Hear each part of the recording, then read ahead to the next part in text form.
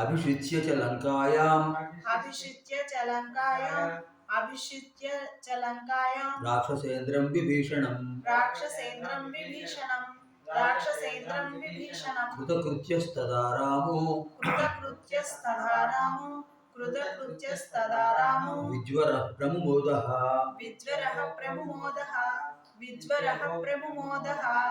अभिषिच्य प्रथमं च द्वितीयं लङ्कायां तृतीयं राक्षसेन्द्रं चतुर्थं विभीषणं पंचमं कृतकृत्यः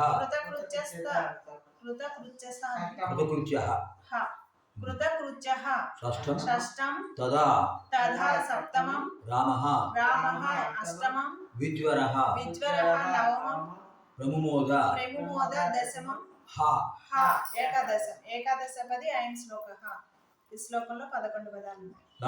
లంకానగరంలో విభీషణం రాక్షసేంద్రం రాక్షసులకు అధిపతి విభీషణుడిని అభిషేకించ ఆయనకు అభిషేకం చేసి తదా అప్పుడు రామ శ్రీరాముడు కృతకృత్య అన్ని పనులను పూర్తి చేసుకుని విజ్వర ఎటువంటి సమస్యలు లేనివాడు బ్రహ్మమోద సంతోషించాడు.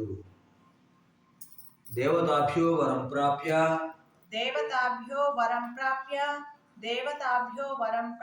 సముత్థాప్య చ వానరాన్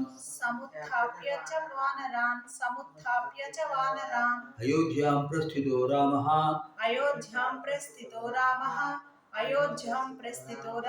పుష్పకేణ సుహృద్రుతః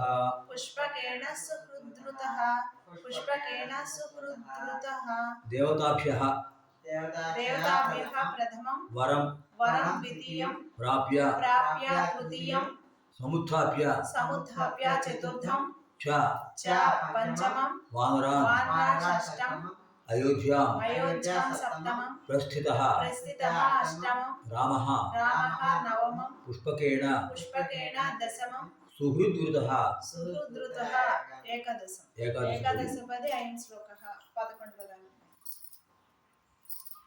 దేవతాభ్య దేవతల వల్ల వరం ప్రాప్య వరమును పొంది వానరాలు సముత్థాప్యచ మరణించిన వానరులందరినీ బ్రతికించి రామ శ్రీరాముడు సుహృదూత మిత్రులందరితో కలిసి పుష్ప విమానంలో అయోధ్య ప్రస్తుత అయోధ్య నగరానికి బయలుదేరాడు. భరద్వాజాశ్రమం గత్వా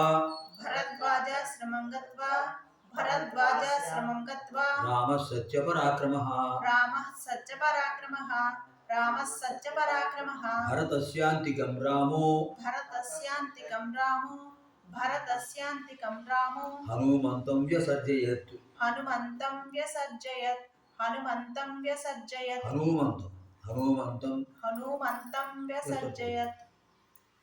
భరద్వాజాశ్రమం ప్రథమం గత్వా ద్వితీయం రామః తృతీయం సత్యపరాక్రమః చతుర్థం భరతస్య పంచమం అంతికం షష్టం రామః సప్తమం హనుమంతం అష్టమం వ్యసర్జయత్ నవపది అయిన శ్లోకః. సత్యపరాక్రమః రామః అంటే స్థిరమైన పరాక్రమం రాముడు భరద్వాజాశ్రమం గత్వా భరద్వాజ మహర్షి యొక్క ఆశ్రమానికి వెళ్ళి హనుమంతం ఆంజనేయ స్వామిని భరతస్య అంతికం భరతుడి దగ్గరకు వ్యసర్జయత్ పంపించాడు.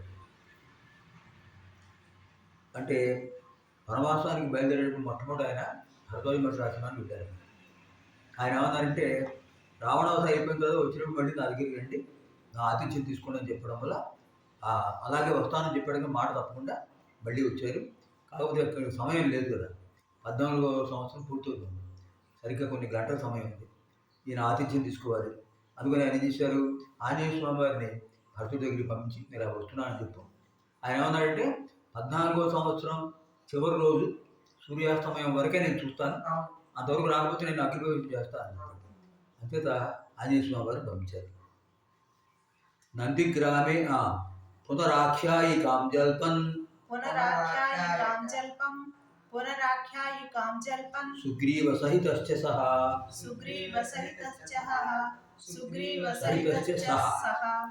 పుష్పకం తత్ సమారుహ్య నందిగ్రామం యయౌ తదా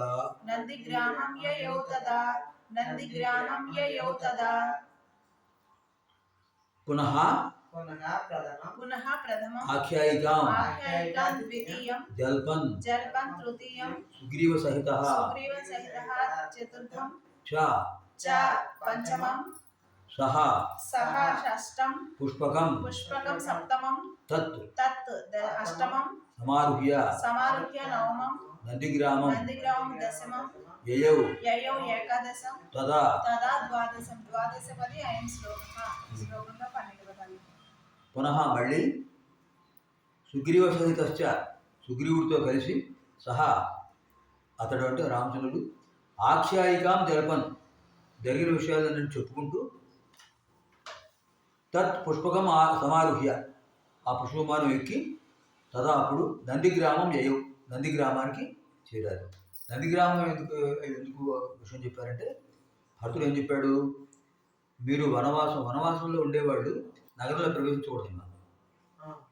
అంచేది ఏం చేశాడంటే అయోధ్య నగరానికి సరిహద్దులో ఉంది, దాని పేరు నందిగ్రామం. అక్కడ ఉండి అక్కడ పాదుకలను పెట్టి పట్టాభిషేకం చేసి అక్కడి నుంచే పరిపాలన సాగిస్తున్నాడు. శత్రుఘ్నుడు అయోధ్యలో ఉన్నాడు, ఎప్పుడెప్పుడైనా సమాచారం పంపిస్తున్నాడు. అంచేదైనా అక్కడికి వెళ్ళారన్నమాట, నది గ్రామానికి చేరాడు. ఎవరు శ్రీరామచంద్రుడు. నందిగ్రామే జటాహిత్వా భ్రాతృభిః సహితో నఘః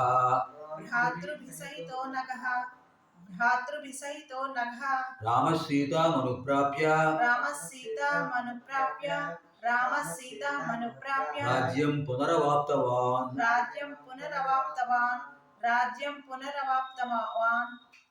నందిగ్రామంలో ప్రథమం జటా ద్వితీయం హిత్వా తృతీయం భ్రాతృభిః చతుర్థం సహితః పంచమం అనఘః షష్టం రామః సప్తమం సీతాం అష్టమం అనుప్రాప్య నవమం రాజ్యం దశమం పునః ఏకాదశం అవాప్తవాన్ ద్వాదశం ద్వాదశపది అయం శ్లోకః 12 పదాలు.